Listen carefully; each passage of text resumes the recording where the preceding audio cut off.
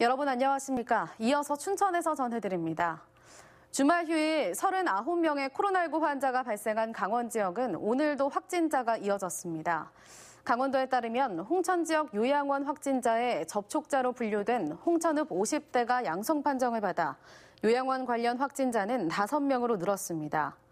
원주에서는 반곡동에 사는 40대가 확진 판정을 받아 이 확진자가 근무하는 국민건강보험공단 같은 층 직원 63명이 귀가 조치됐습니다. 또 자녀가 다니는 직장 어린이집은 폐쇄, 또 다른 자녀가 다니는 봉대초교는 긴급 하교 조치했습니다. 이와 함께 속초에서도 요양병원에 입원 중인 60대와 80대가 추가돼 도내 누적 환자는 418명으로 늘었습니다.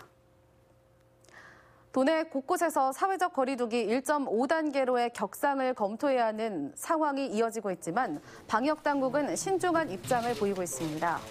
김성호 행정부지사는 오늘 8개월 만에 코로나19 브리핑을 열고 최근 일주일간 하루 평균 확진자 수는 13.9명으로 1.5단계 격상 기준인 10명을 넘었다고 말했습니다. 다만 8개 시군을 위주로 확진자가 발생하는 등 지역 편차가 커서 오늘과 내일 확산세가 심각한 철원의 상황을 지켜본 뒤 중앙재난안전대책본부와 단계 격상을 협의하겠다고 밝혔습니다. 국방부는 코로나19 확진자가 계속 발생하자 강원도와 수도권 부대에 내일부터 29일까지 사회적 거리두기 1.5단계를 적용하기로 했습니다. 이에 따라 장병의 휴가나 외출은 방역수칙 준수를 조건으로 가능하지만 집단 감염이 발생한 지역의 장병 휴가는 현장 지휘관 판단 아래 연기를 권고하도록 했습니다. 특히 강원도 지역 부대 간부들은 같은 기간 거리두기 2단계를 적용해 일과 후 숙소 대기를 원칙으로 하고 회식이나 사적 모임을 자제하도록 했습니다. 인제 지역 군마트 관리 등을 담당하는 부대에서 코로나19 확진자가 잇따르고 있습니다. 국방부에 따르면 국방부 직할 부대인 인제의 한 부대에서 최근 부대 내 확진자와 접촉한 공무직 근로자 1명이 양성 판정을 받아 지금까지 3명으로 늘었습니다. 국방부는 공무직 근로자 대부분이 외부인과 접촉이 많은 관리원이나 판매원으로 접촉자를 추적해 검사를 받게 하는 등 방역 조치를 진행 중이라고 밝혔습니다. 경증이나 무증상 환자 격리를 위한 생활치료센터가 없는 상황에서 코로나19 확산에 따른 음압병상 부족 우려가 커지고 있습니다. 강원도에 따르면 도내 136개 병상 중에서 남은 병상은 40개에 불과합니다. 또 도내 확진자가 폭증해 경증이나 증상이 없는 경우 수도권 생활치료센터로 이송되면서 환자들의 불편이 이어지고 있습니다.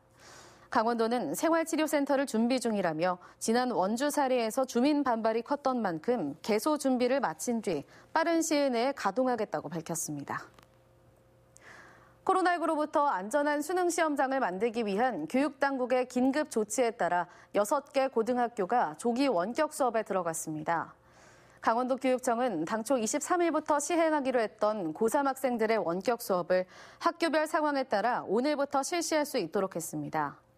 이런 조치에 따라 인제고, 인제기린고, 원주고, 원주여고, 치악고, 진광고 등 6개 학교가 오늘부터 고3에 한해 원격 수업으로 전환했습니다. 강원도교육청은 오늘 코로나19 확산에 따른 긴급회의를 갖고 방역지침 준수를 강도 높게 지시했습니다. 민병희 교육감은 최근 교장 연수 관련 확진자가 다수 발생하면서 지역사회 혼란을 야기시키고 비판도 받았다며 학교 밖 각종 모임의 자제를 당부했습니다. 또 교직원 자가진단 참여율이 학생보다 낮게 나타나는 등 방역에 대한 긴장도가 떨어져 있다며 철저한 방역지침 준수를 강조했습니다. 이 밖에 수능 수험생들의 학원 등원 자제와 수능시험일 시험장 앞 수능 응원도 금지하도록 했습니다. 다음은 춘천 문화방송이 마련한 사랑의 쌀 나누기에 참여하신 분들입니다. 안준호 변호사 20만 원, 이순예 손만두 10만 원, 춘천문화원 5만 원, 조세흠 성형외과 조세흠 원장 10만 원, 스마트 학생복 서원신 대표 10만 원을 각각 보내오셨습니다. 사랑의 쌀 성원에 감사드립니다. 네, 지금까지 춘천에서 전해드렸습니다.